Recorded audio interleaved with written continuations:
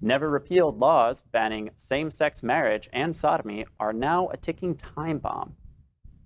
The Supreme Court's decision to overturn Roe v. Wade has rocked the nation. The country is even more concerned after Justice Clarence Thomas stated that the court plans to overturn the cases that allow for the right to contraception, the right for same-sex couples to marry, and the case that overturned sodomy laws. Should the Supreme Court overturn Lawrence v. Texas, laws that are still on the books in many states would again take effect, making consensual sex between adults of the same sex illegal. States where these laws still exist are Alabama, Idaho, Kansas, Michigan, Mississippi, North Carolina, Oklahoma, South Carolina, Texas, Utah, Louisiana, and also here in Florida. Shocking. Let's do a quick history lesson.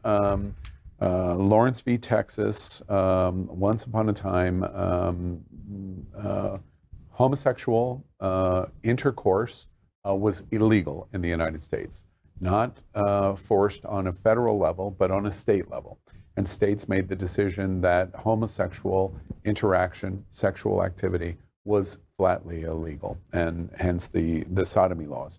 It was not until Lawrence v. Texas that the Supreme Court said, we're taking this out of the state hand to make a federal policy based on the constitutional right to privacy, that sodomy, and specifically the challenge case of Lawrence in Texas, made state laws against who you slept with, who you were with in your bedroom, made it illegal. Interesting, it's the exact same justification reversal of what we have watched this week in the Supreme Court. The exact same standard has been reversed. The other thing that I think is really important in this moment is Justice Thomas has basically scared the nation. And he has scared the nation because he is saying that the same kind of trigger laws that we're watching going into effect on abortion and women's right to choose is exactly the laws that are sitting on the books that relate to gay marriage and relate to sodomy. In many of these states that you've just mentioned, including Florida, they never eliminated the law. The Supreme Court's decision just stopped the enforcement of the law, which means if the Supreme Court reverses instantaneously like a trigger, the law against sodomy goes back into effect. That's why this is so scary. That's exactly what we watched over the weekend on women's rights on Roe v. Wade. The law still existed in states with triggers to implement the enforcement of the abolition of a woman's right to choose instantaneously. And these same laws are sitting there waiting for the Supreme Court to decide, likely in a 5-4 decision, because we'll get Roberts to say, wait, gay marriage is either nullified or sodomy is nullified or the kind of contraception. All three of those challenges put out by Clarence Thomas. Very scary. Yeah, and I can't agree with you more because the scariest part is that it was settled law for so many people that most cities and states and just said, oh, don't worry about it. Those laws are there. Why take up our time during one of our sessions to nullify some of these old sodomy laws or anything else? And the fact that it can instantaneously reemerge as law, like that, just my head can't wrap around that's okay now. Like that there is no progression in it. We go right back to when the law was instituted, where people weren't as exposed to the things they are now. I think Clarence Thomas in some ways did us a favor by saying what he did, because it's activating people into a fear mode that says, I need to get out there and I need to speak up and I need to be heard, because this could happen. I mean, it is so easily, and we just saw it happen. That's a super interesting point. And I also think that we find the intersection of many things that we weren't completely clear on. The former president of the United States, we have learned now, has basically committed an attempted coup against the democracy of the United States government. And there was this whole circle of people, inner circle, outer circle, House representatives, senators, that supported this and now are flushed out of why would they continue to support Donald Trump when he tried to commit a coup against the United States? The question's been answered.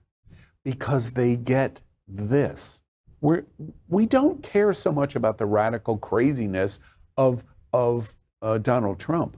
What we get is the 3 Supreme Court nominations. And then we get this, and then we get this, and we get this. And they have proven over the last 5 years that they're very much more adept than the Democratic point of view of being devoted to what you're trying to get. They've been much more devoted to it. And that's your point. Yes, they flushed it out. And Clarence Thomas has helped flush out why they continue to support Donald Trump, because they got what they wanted. 3 Supreme Court nominations. And so many people thought, well, that would never happen. I don't know how many times I heard when I said, we're in trouble. This is very much, and we've talked about this, like Nazi Germany. Like, these are clear things that are happening. For sure. And we go, oh, it won't be that bad. It won't happen. He'll never do that. This is the 21st century, whatever. And you're like, okay, there's some great memes going around right now about that. I warned you when you told me I was crazy in 2016. How do you feel right now? Yeah. Because it happened. Yeah. I wish we would hear from the log cabin Republicans. Where are you? We would love to hear from you. Call us up. We'll have you on this show. Come. We want to hear you, because you've been saying for 5 years, Trump is the most LGBT embracing president in history. In history. And look what he delivered. 3 Supreme Court nominations that are as radical as all get out.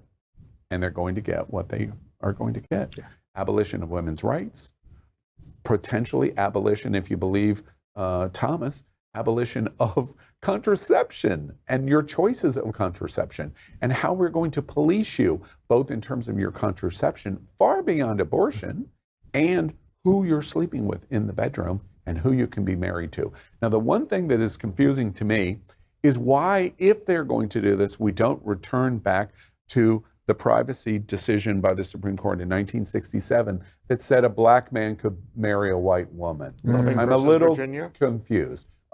We're probably going to talk about that in the show, so we should. LGBTQ plus news is vital for our community and for the broader world as a whole. We have enough enemies at Fox News. Tucker, Sean, and Laura are loud. We need passionate allies. Happening Out Television Network, Queer News Tonight, and It's Happening Out are literally out of the closet and into the headlines. Our community needs your support. Like this broadcast and subscribe now to ensure the growth of the entire LGBTQ plus community.